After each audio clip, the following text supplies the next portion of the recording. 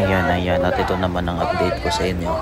Ang bayan muna na kasama si Zarate, ang convicted, ay ngayon nag-file ng COC dito sa Manila Hotel, kung saan tatakbo sila bilang senador, party list na kung saan gagawa na naman to ng kababalaghan.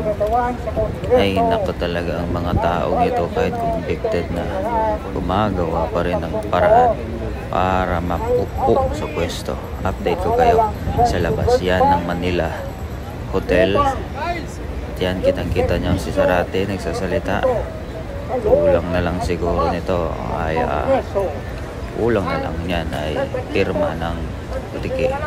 At makita mo mga pulis dito, yan, binabantayan nila dahil nga bawal mag-rally. Tapos yan sila, kita ko merong ginawang Sara resign impeachment para kay Sara Duterte. Tingnan nyo yan.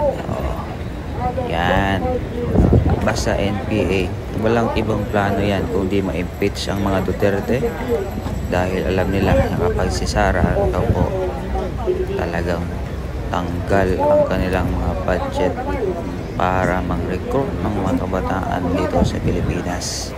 Tignan nyo yan, binaboy nila ang ating Vice Presidente, which is bawal yan dito. Yan, convicted yan.